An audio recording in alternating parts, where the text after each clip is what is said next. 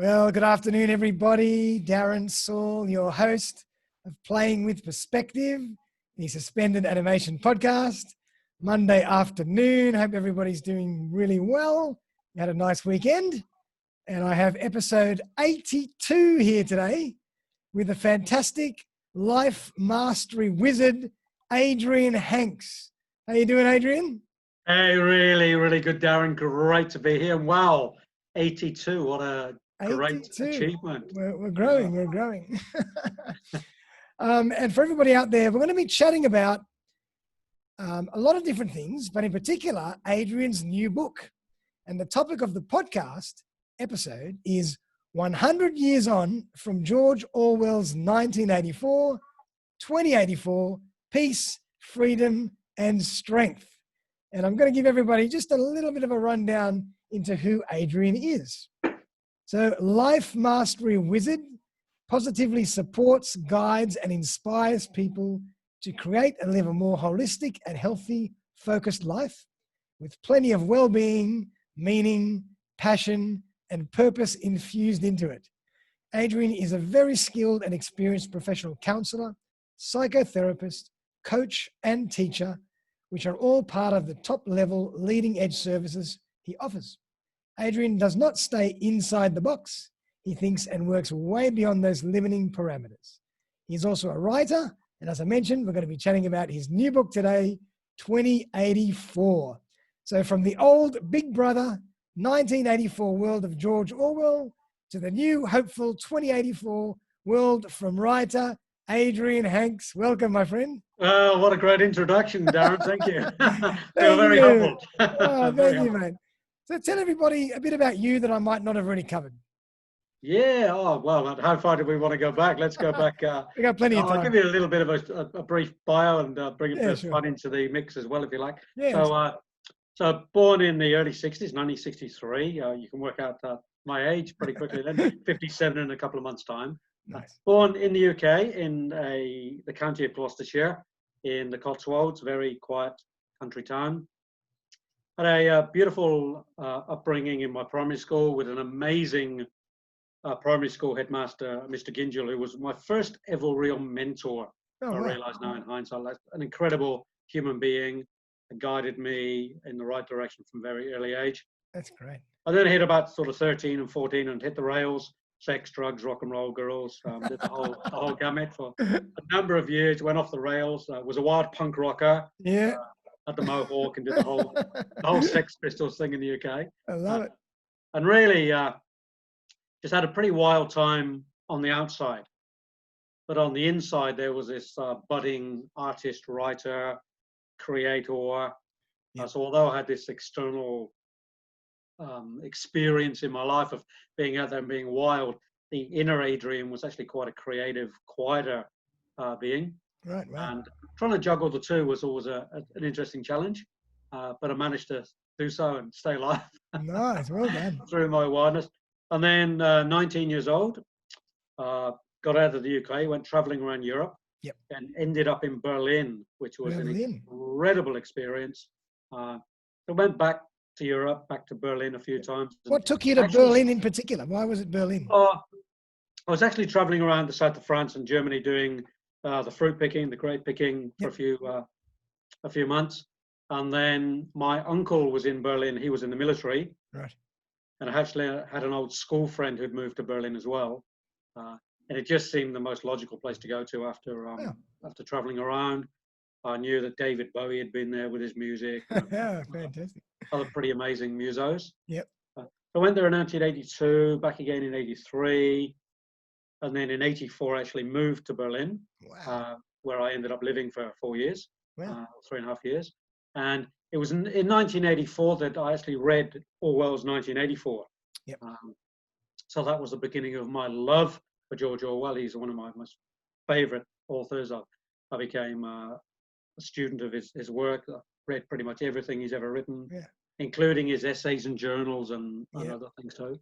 Actually, that might be a good, because I didn't know much about George Orwell and his book either. So maybe for the viewers and the listeners, tell us a bit more about who George Orwell was and the book 1984. What was the impact and what was so special about that book? Yeah, absolutely. Orwell was, his real name was Eric Blair. Yep. And he took the name George Orwell, the River Orwell being a river in England. And he was writing a lot of political essays at the time. He went off to Spain and he fought in Catalonia and wrote Homage to Catalonia. Down and Out in Paris was quite a famous book of his as well. Then, of course, Animal Farm was his of course. I read that at critical school. work around communism. Yep. And as a reporter, as somebody who was well-versed and well-traveled, he was very aware of the communist influence around the world that was already in place. Yep. And it was building. And he was very much aware that if we weren't cautious and careful consciously, that this communism stroke fascism would actually take over the world. And he wrote his piece on it. Right. In 1948, 49, he wrote that and called it 1984. And of course, the whole Orwellian story is now, Big Brother. It's pretty well known across the planet. Wow.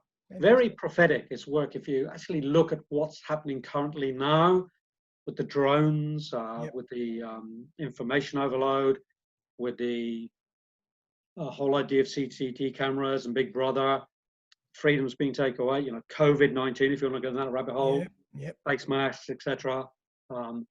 It's actually pretty scary. And I will say, if you want to know how to control people, here's the manual. Orwell wrote it. Wow, that's amazing. And there's a lot of parallels, Darren, when you really start to look at what Orwell wrote and what's actually happening on the planet. Wow. It's a little bit scary. Crazy. And our civil liberties are being taken away. Our freedom is being taken away inch by inch, foot by step. And it's a little bit scary, particularly currently in COVID. No demonstrations on the streets. That's been totally stopped through fear, through the propaganda of fear, which is exactly what Orwell was writing about. So very interesting. So, I've just always been in love with Orwell's writing and love the way he writes. I love his political analysis, his social analysis on human beings. And being a little bit of a socialist, let's leave it at that. Not a communist. I don't adhere to communism, but absolute socialism is my love. I love the idea of socialism in its truer form, not Marxism as such, but socialism. And so, what prompted you to write the book now? Was it something in a particular point in time, or why did you decide to write this book?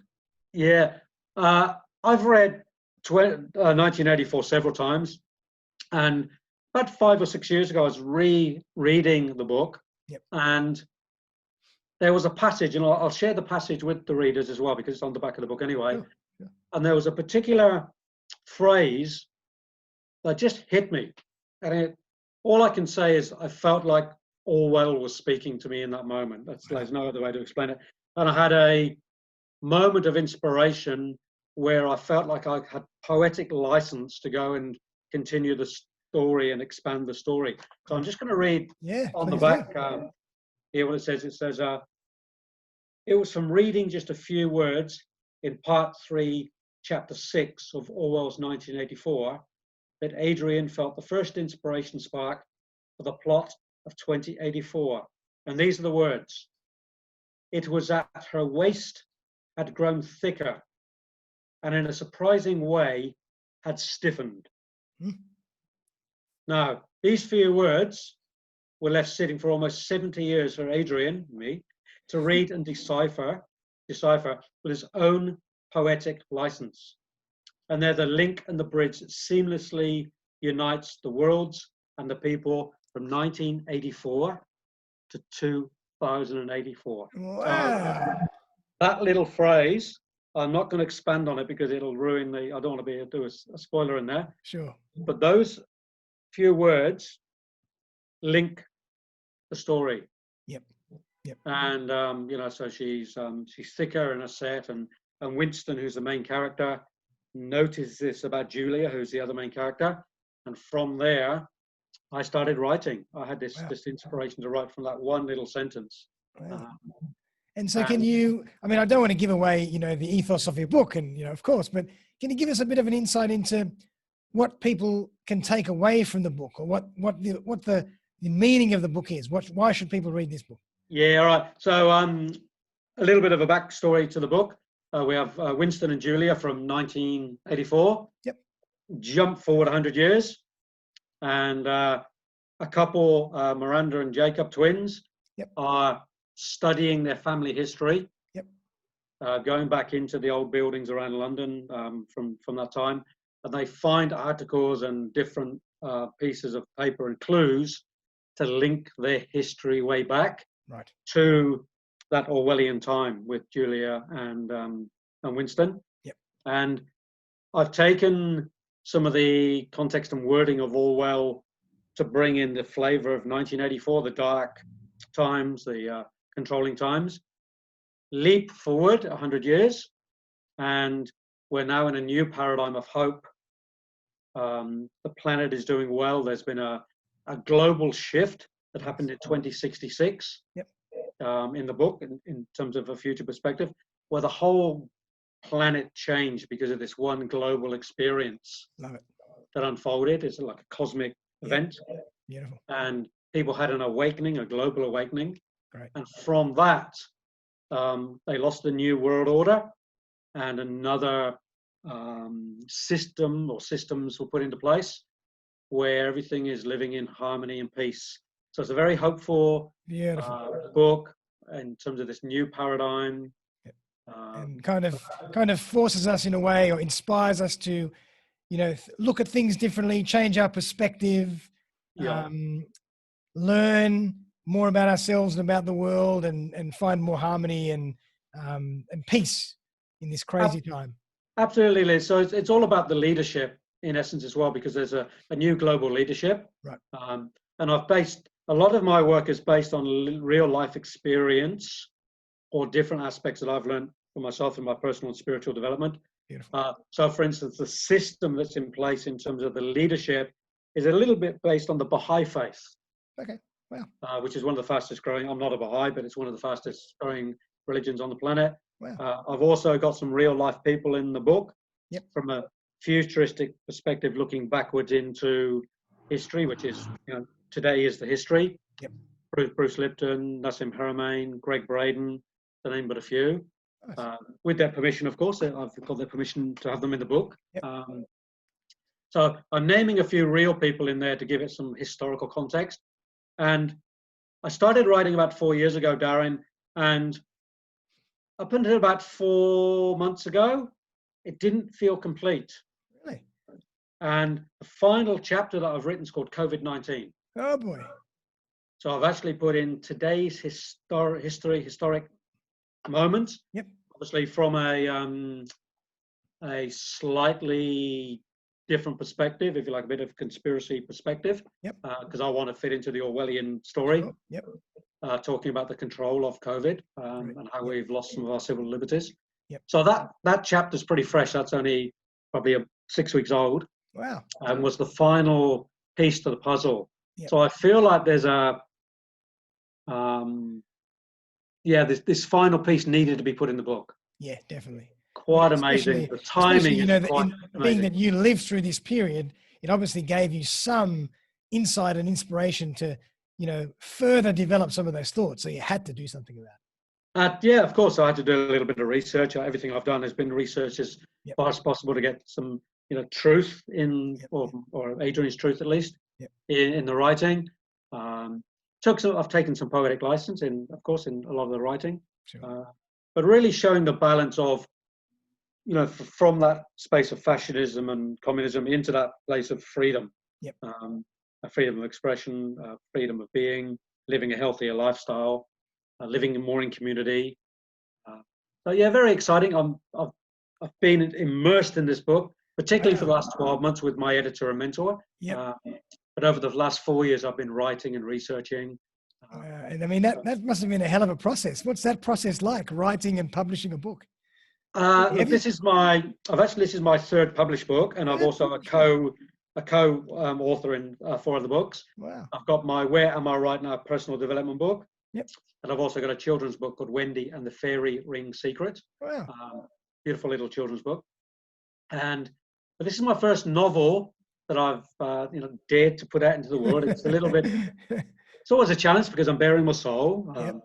particularly the soul of criticism that can be out there of any writer can be criticized pretty easy in terms of the Sure. the content, the perfection, all those different things. So it's a huge, big emotional journey, Darren. And Yep. I know from my own journey some of the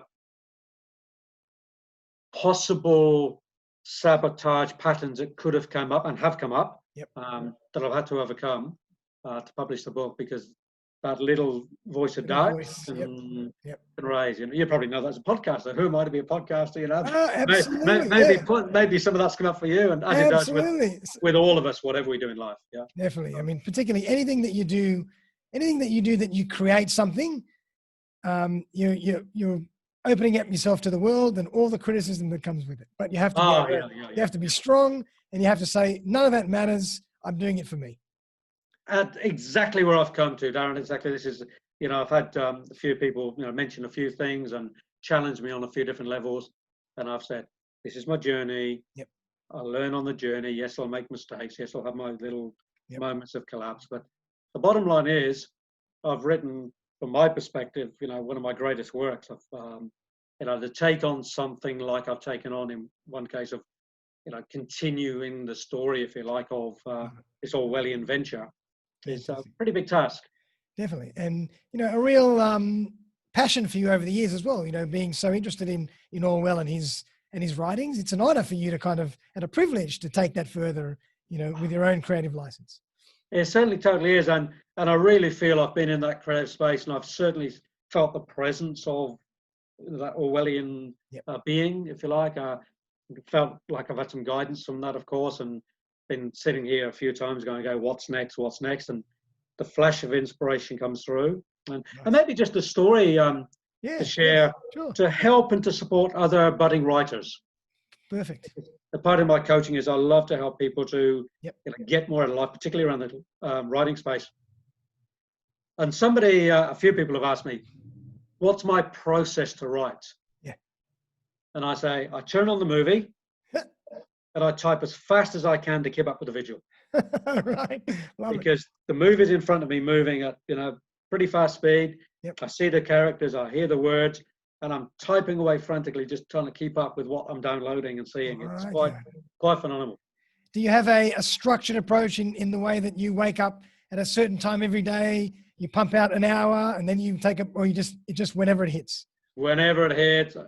I'm one of those lucky people, Dan, where I can sit down at any time of day or night and write. Just start writing. I've got about 9 different books on the go at the moment in different various stages. I've just created a children's game, or a children's adult board game. Yep. That's being made as well. So I'm continually downloading creative energy. And at the moment, I've told the universe to actually put it on pause for a little while. Just take a break. Let me finish this first before you give me any more. It's not really listening, but it has slowed, thankfully. But yeah, I'm very lucky that as soon as I sit and I can turn off the mind and drop into being creative. Oh, that's fantastic. What a gift that is, to be able to channel that so easily. It is. And I put it down to 20 years of meditation. I've learned to switch off the mind. Wow. Yeah.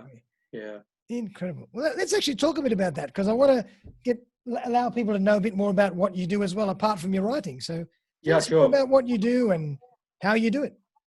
Yeah. Okay. So look, maybe start with meditation. Very lucky, 26, 27 years ago, came across the idea of meditation through my spiritual practice that I'll share something of in a moment. And then luckily, 20 years ago, I worked with a man called Dr. Ian Gawler. I don't know if you've heard of Ian Gawler in Victoria. Ian's famous for running an alternative cancer retreat centre in the Yarra Valley. Is a foremost meditation teacher, amazing man. He lost his leg to cancer 30 odd years ago, was given months to live, went to India, saw Sai Baba, the Indian guru. Basically, Sai Baba said, go back to Australia, go and do what you're meant to do on the planet, and your leg will be fine and you'll heal and you won't die of cancer. So Ian came back, and I was really fortunate enough to work with Ian for 3 years at the Gawler Foundation. Wow. And learned my meditation. Is where I took on the idea of becoming a vegetarian, which I've been for 20 years. Healthy living. So I've been lucky to have some really great meditation teachers in my life. Now I teach meditation too. Fantastic. And it's a big part of what I do, because what I love doing, Darren, is helping people change their subconscious mind. Yep. And the biggest part to do that, of course, is to tune into the mind and get an understanding of what the mind is telling us. And oftentimes that is just old story, buying into fear, buying into doubt, buying into self-hatred, Yep. not buying into self-love.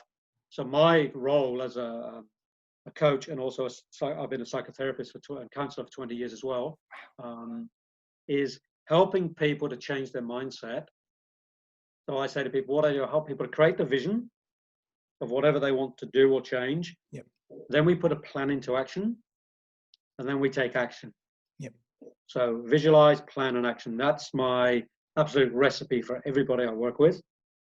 And I say to people, get one of these, get your magic wand, Love it. create a wish. Yep.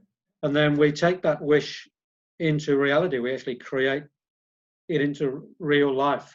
So people might say they want to get into their physical, emotional, mental, or spiritual well-being and health. Yep.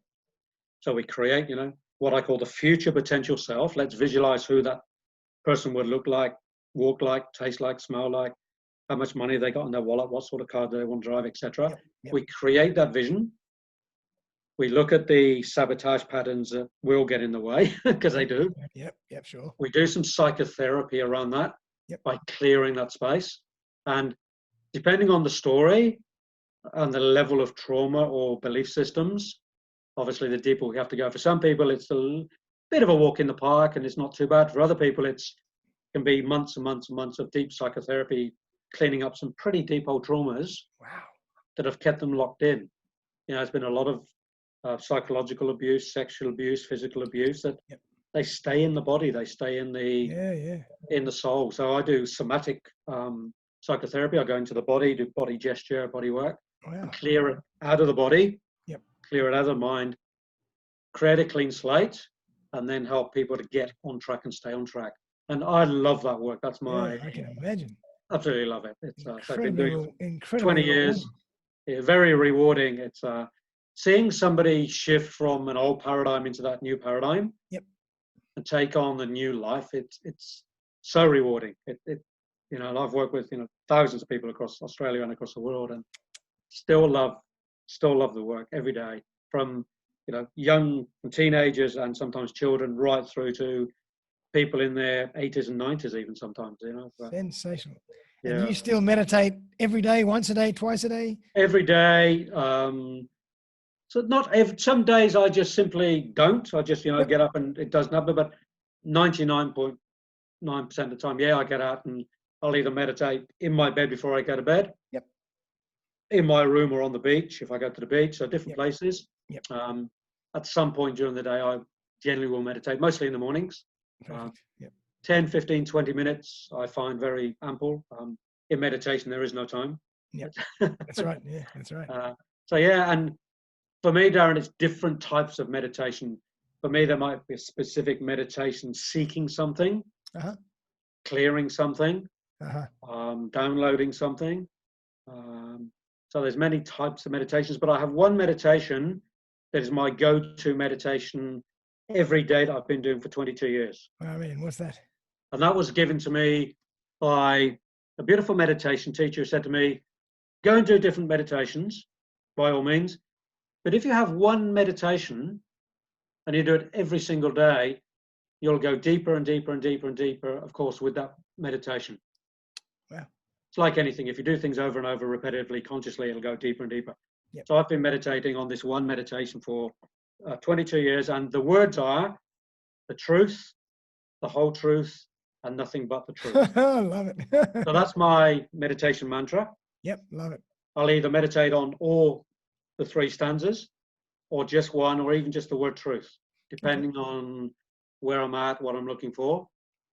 And right now, after 22 years, I could probably write a pretty thick book on my understanding of those three aspects of truth from my meditative experiences, from all many different perspectives and levels. Wow. I mean, and one thing that's really interesting, you mentioned before, you sometimes meditate for particular, you look for certain things, subjects or things to remedy in your meditation. But yes, isn't meditate, because I've done a few meditation courses, et cetera, et cetera. I've never continued enough, and I should. But isn't meditation about trying to let go of everything? How do you actually search for something within a meditative state? Isn't that kind of the opposite of meditation in a way? Yeah, no, because yes and no. There are many forms of meditation. One is just what they call no mind. Yep. Where you just turn off the chattering monkeys and just sit in silence and just let it flow, let it flow, let it flow, let it be, let it be. Yep. There's other specific meditations where one can tune into a particular vibrational frequency. Yep. Yeah, where the mind is switched off to allow, if you like, universal wisdom to drop through. Uh-huh. So I become a portal, a channel, many other languages for it, or an open vessel, whatever, to allow that wisdom in, because there's many forms of wisdom.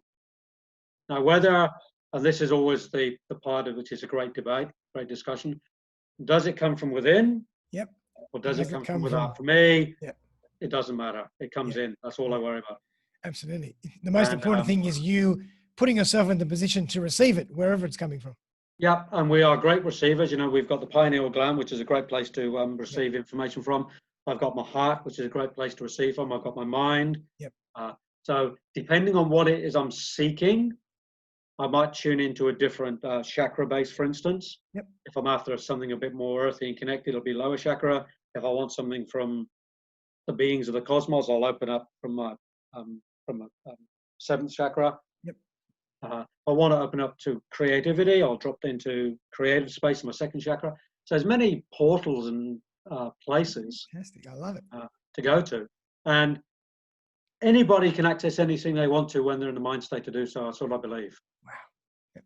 And I still feel like I'm a beginner on many levels, because I'm still not accessing everything, like frustration, 20 years of meditation, and there's things I don't have in my life, and yet I want them, or I'm visualizing them, or trying to manifest them. Incredible. And can you maybe tell us how meditation helped you to write this book? Yeah, absolutely. Once again, going back to that visual of allowing the movie to unfold, I have to be sitting in, the theater of the universe, if you like, and just sitting quietly, trusting, allowing, surrendering, and then just trusting that whatever is going to come next will come in front of me. So a great process of surrender.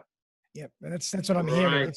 It's really about surrender and trust, and trying to detach yourself from all those variables that you can't control, and all that negative talk and self-doubt and all that kind of stuff.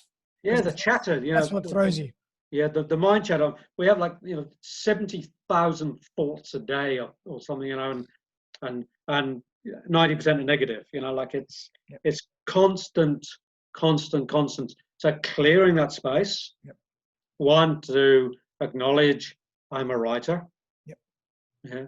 Acknowledge I'm not an editor, I'm a writer. That was a big one for me to learn, because I tried to edit everything, and that was a great gift. Somebody said to me, Adrian, stop editing. You're a writer, not an editor. Well, thank you. That's a freedom. So that's a good point, actually. So as a writer, you can just you put your stuff together, you brain dump, and then someone else cleans up little bits and pieces and rearranges things. Is that what an editor does? Or? Yeah, absolutely. And that's what I've been doing for the last 12 months with Bronwyn, my editor. I've been visiting her online and telephone calls. I send her my manuscripts. Gotcha. She takes out all the unnecessary bits and pieces that are repetitive, etc. I keep my flavor. I keep my story. Yep. She checks the grammar. Will suggest a few little things on the side column, and I say yes or no. So I'm still totally in control. Other people, like editors, who take over. That's their journey too. The many forms of, but the meditation in that is, for me, really important, to be in an open space to write.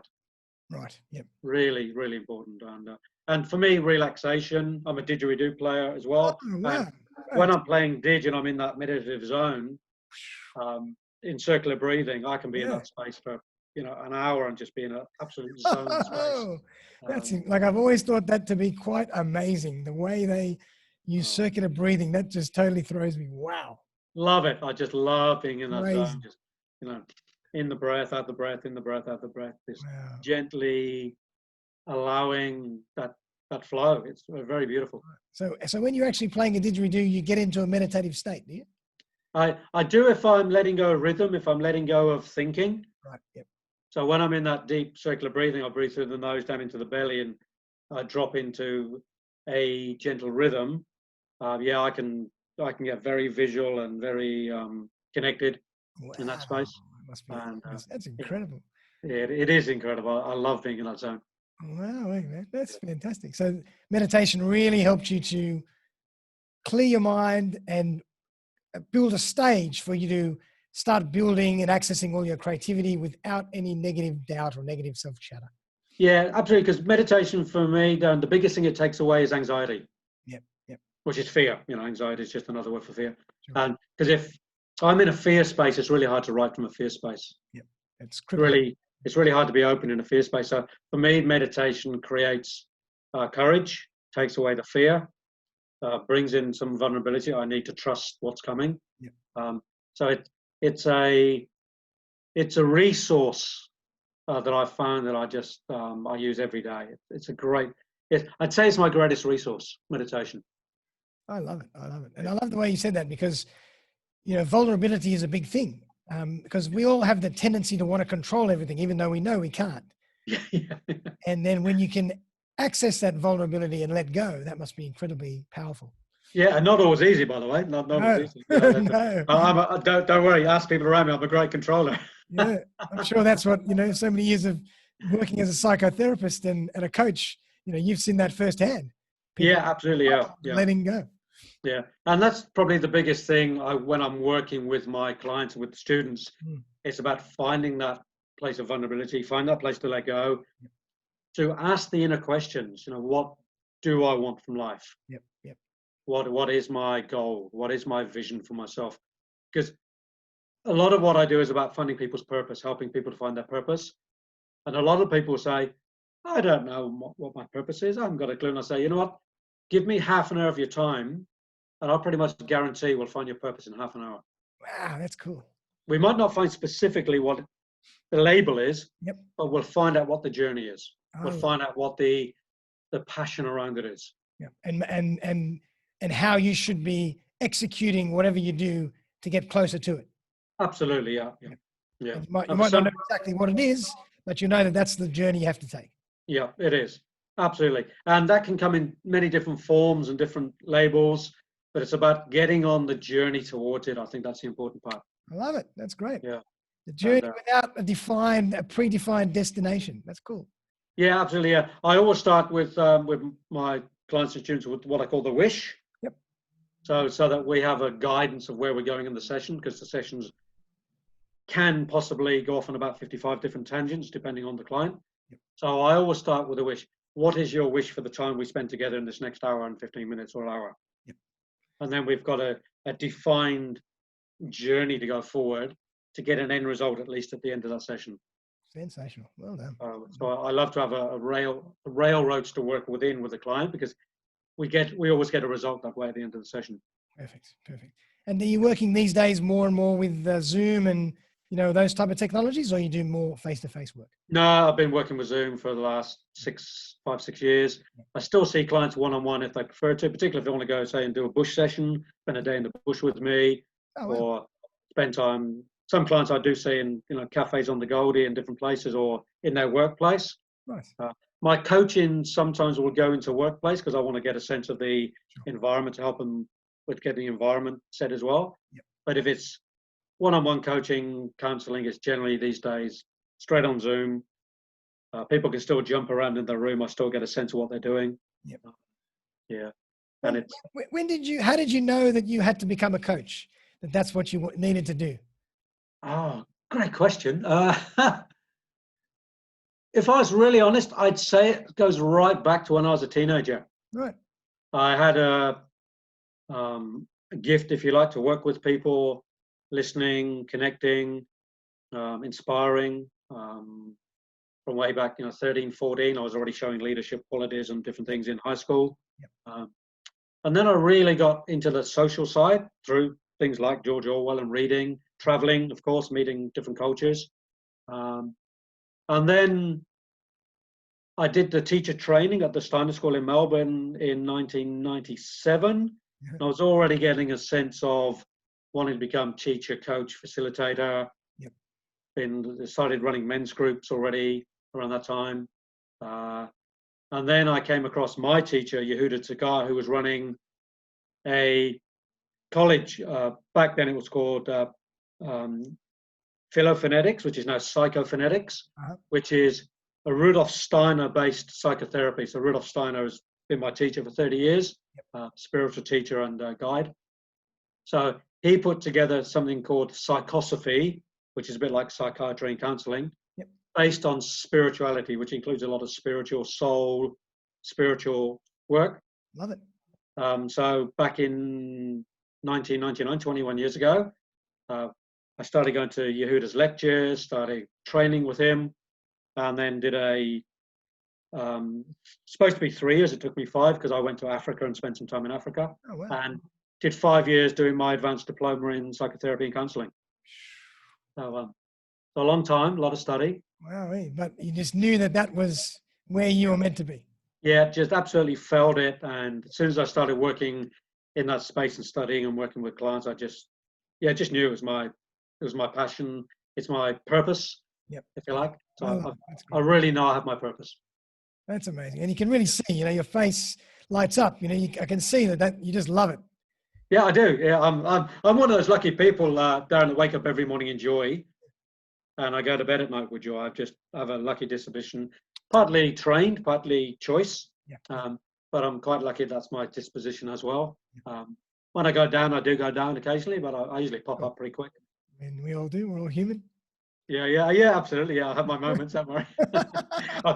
I have my own counselors and psychotherapists I work with as well. I have my own bunch of coaches. I'm a great believer in every coach having a coach and every psychotherapist having a psychotherapist. I think it's, in fact, I won't see a coach or a psychotherapist unless they're seeing a coach or a psychotherapist themselves as part of my right. And how do you litmus test. And you ask them that, or how do you find out? Yeah, I ask them straight up. Yeah, who's your coach? Who's your psychotherapist? Yeah, who's your mentor? And if they say I haven't got one, I say see you later. I'm not interested. Next. Yeah, because how are you growing? How are you going to take me on a journey if you're not willing to take yourself on a journey? Oh, that's gold. I love that. That is so cool. I mean, that little insight is already so powerful. Yeah. Just that changes everything about, what you would expect the person that you want to use as a mentor to be. So I think that's so powerful. Yeah, it is. And maybe for people out there, check the credentials of the people you're working with. Yeah. Make sure that they're actually doing their work themselves. Make sure they're walking their talk. Exactly. If they're really living and breathing their philosophy by doing, by having a coach and by trying to better themselves, and then those are the people that you want to be talking to. Yeah, I always say to people, get your team around you, because otherwise it's a very lonely journey, and it's really difficult to do the work by ourselves because, unfortunately, when I'm in the space, when we're in the space, it's hard to see the sabotage patterns. It's hard to see the things that block us. Yeah, sure. And it's only through somebody else doing that observation or doing some research or doing some questioning that we can get to that place of recognizing what needs to change. Fantastic. Because we all have blind spots, myself included. Definitely, absolutely. Yeah, we all go through those moments of anxiety and what's the word? Tunnel vision. Where we can't see, we can't see the perspective. We can't see everything around us. And we just get so caught up in that. And exactly what you're saying. I love it. Yeah. Well done, mate. And so if people want to find out about your book and buy your book, what's the best way to do that? Look, the best place to connect with me is through my website. Really simple, adrianhanks.com. Love it. Nice and easy. And from there, jump on the About page, 2084 page. I've got a media page with lots of videos, interviews. Right. There's a free video on there on meditation, for instance, for an hour. Oh, wow. There's lots of free gifts on there for people. I've got my store on there with my book and various things. And just on that, Darren, I do have a book launch on the 14th. Yep, beautiful. On the Goldie. Yep. Because of the lockdown laws, 100 people. Yep. So people can go to that website, hit the link, buy a ticket and come along to the launch, get a signed copy of a limited edition copy I'm doing a limited edition of 300 copies. Wow. So people can order the book and or come to the launch and get a book. And there's a link on there. It's a GoFundMe page. On the website, it's got some information about the book and the characters on there as well. So just go to the website. 2084 is one of the links on there. But yeah, and if you're on the Goldie, invite me for lunch or dinner, and you get me for an hour. Just buy me lunch or dinner. That's it. Love it. Well done. And you can pick my brains for a whole time that the lunch or dinner. So I'm really open to that. I love that space. Next time you're in Sydney, I'm going to have to do that so I can pick your brain here. Oh, absolutely. Yeah, I did live in Sydney for 3 years. I was in Balcombe Hills for 3 years, so awesome. I'm a little bit of a Sydney sider, a little bit. Fantastic, Adrian. Well, I mean, look, it's been absolutely enlightening to chat with you today. It's been an amazing discussion. I love your energy. I love your story. I love your purpose. And I think you're going to do really well. And I wish you the best of luck with your book. I hope you sell loads of copies and you really can help people with it as well. And, absolutely. And I hope you do really well with your practice as well, because I think people, can really learn from you and, can get a lot of benefit from what you do. Yeah, and may your podcasts go forever. They're fantastic. Thank you, mate. Thank you so much. Anything else that you want to leave us before the end? Like I always like to ask my guests, leave us with a thought or two before at the end of the show that might help us to live our life better. Anything? Okay, so a quick meditation tip, because we spoke a lot about meditation. So meditation is sit, close eyes, be still. That's it. Start there. Start there. Don't even have to worry about a mantra or anything. Just that's all. Sit, close eyes, be still. Sit, close eye, be still. Do that for a week. Sit, close eyes, be still, and then find a practice. Right. And then you'll start to become more aware of your breathing, probably, and that. And you get into the habit of actually stopping and sitting and meditating. Yeah, because it's a habit, isn't it? It really is. It's a discipline. You need to set the habit. Need to find the discipline. To do it, because it's a discipline. It really is. And a lot of people say, every dog and its cat has started meditation. Yep, me too. Me tried once. Darren. I've done 2 or 3 courses. Yeah. So for me, it's about stop the courses. Yep. Stop, sit, close eyes, be still. That's it. Oh, all right. That'll I'm going to take you up on that. My tip of the day. I'm going to take you up on that. Fantastic. Look forward to it. Fantastic. Well, Adrian, thanks again for coming on the show. It's been a sensational conversation. For everybody out there, I'm going to put all the links in the show notes, but it's all in one place. Adrian's website, adrianhanks.com. Yep. And everybody have a fantastic day. Once again, thank you, Adrian Hanks. Thanks, Darren. Well done, mate. And I'll see everybody very, very soon for another episode of Playing with Perspective. Bye for now.